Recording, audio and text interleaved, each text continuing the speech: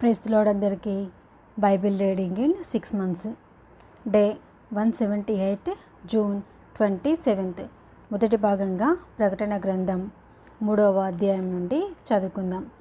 సార్దీస్లో ఉన్న సంఘపు దూతకు ఇలాగు వ్రాయము. 7 నక్షత్రములను దేవుని 7 ఆత్మలను కలవాడు చెప్పు సంగతులేవనగా, నీ క్రియలను నేను ఎరుగుదును. ఏమనగా, జీవించుచున్నావన్న పేరు మాత్రం ఉన్నది, కానీ నీవు మృతుడవే.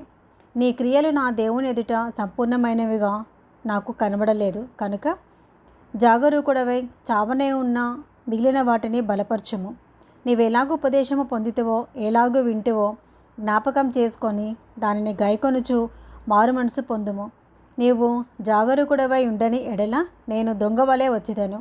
ఏ గడియను నీ మీదికి వచ్చేదనో నీకు తెలియదు. అయితే తమ వస్త్రములను అపవిత్రపరచుకొనని కొందరు సార్దీస్లో నీ యొద్ద ఉన్నారు.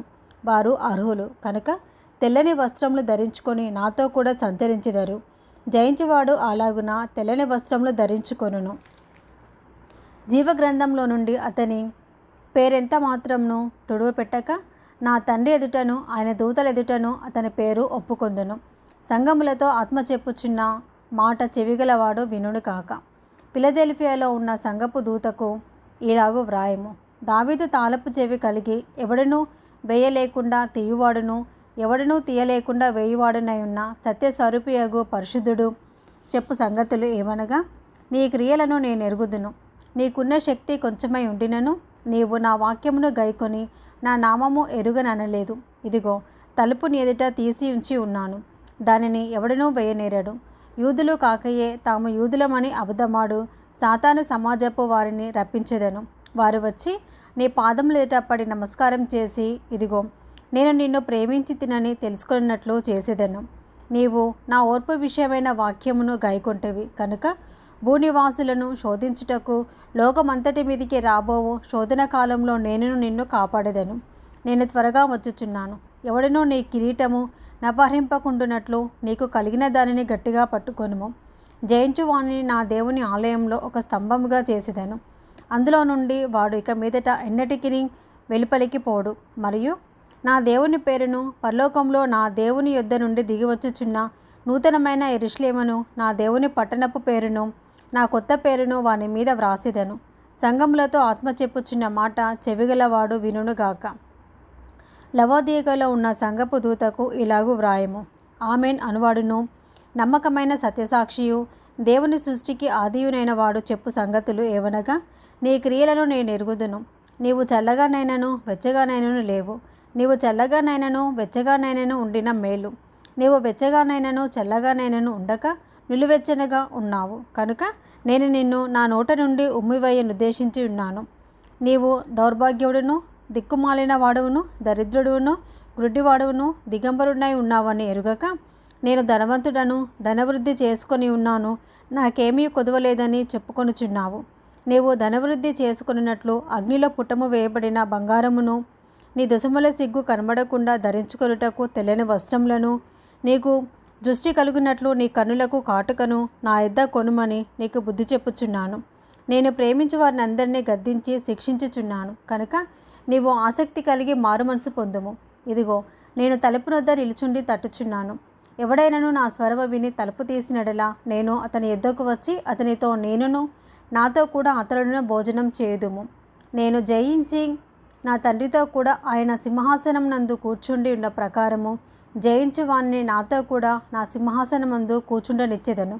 సంఘములతో ఆత్మ చెప్పుచున్న మాట చెవిగలవాడు వినుగాక. 4వ అధ్యాయము. ఈ సంగతులు జరిగిన తర్వాత నేను చూడగా, అదిగో, పరలోకమందు ఒక తలుపు తెరవబడి ఉండెను. మరియు నేను మొదట వినిన స్వరము బూరధ్వని వలె నాతో మాట్లాడగా వింటిని.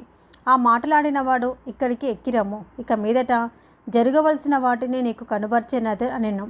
వెంటనే నేను ఆత్మవశుడనైతిని. అదిగో, పరలోకమందు ఒక సింహాసనము వేయబడి ఉండెను. సింహాసనమునందు ఒకడు ఆసీనుడై ఉండెను. ఆసీనుడైన వాడు దృష్టికి సూర్యకాంత పద్మరాగములను పోలినవాడు.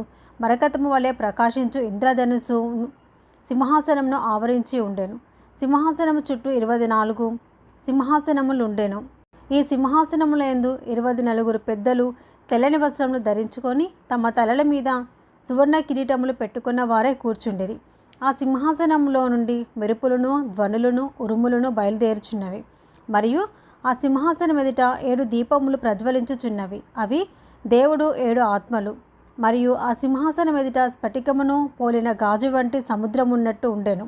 ఆ సింహాసనమునకును మధ్యను, సింహాసనము చుట్టూను, ముందు వెనుక కనులతో నిండిన 4 జీవులుండెను. మొదటి జీవి సింహము వంటిది, రెండవ జీవి దూడ వంటిది, మూడవ జీవి మనుషుని ముఖము వంటి ముఖము కలది, నాలుగవ జీవి ఎగురుచున్న పక్షిరాజు వంటిది. ఈ 4 జీవులలో ప్రతి జీవికి 6 రెక్కలుండెను. అవి చుట్టూను, రెక్కల లోపటను కనులతో నిండి ఉన్నవి. అవి భూత, వర్తమాన, భవిష్యత్ కాలములలో ఉండు సర్వాధికారియు దేవుడినగు ప్రభువు పరిశుద్ధుడు, పరిశుద్ధుడు, పరిశుద్ధుడు అని మానక రాత్రింబగళ్ళు చెప్పుచుండును.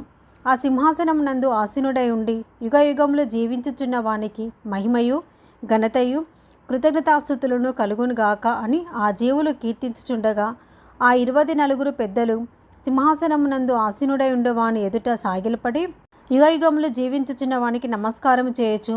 ప్రభువా, మా దేవా, నీవు సమస్తమును సృజించితివి. నీ చిత్తమును బట్టి అవి ఉండెను, దానిని బట్టి సృజింపబడెను. కనుక నీవే మహిమ, ఘనత, ప్రభావములు పొందనర్హుడవని చెప్పుచు తమ కిరీటములను ఆ సింహాసనం ఎదుట వేసిరి. ప్రకటన గ్రంథం 5వ అధ్యాయము. మరియు లోపటను వెలుపటను వ్రాత కలిగి 7 ముద్రలు గట్టిగా వేసి ఉన్న ఒక గ్రంథము సింహాసనం నందు ఆసీనుడై ఉండువాని కుడి చేత చూచితిని. మరియు దాని ముద్రలు తీసి ఆ గ్రంథము విప్పుటకు యోగుడైన వాడెవడనని బలిష్ఠుడైన ఒక దేవదూత బిగ్గరగా ప్రచురింపగా చూచితిని.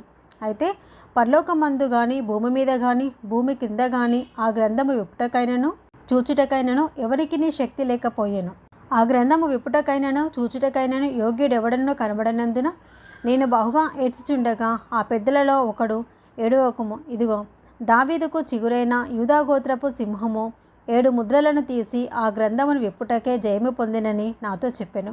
మరియు సింహాసనమునకును ఆ 4 జీవులకును పెద్దలకును మధ్యను వధింపబడినట్లుండిన గొర్రెపిల్ల నిలిచి ఉండుట చూచితిని.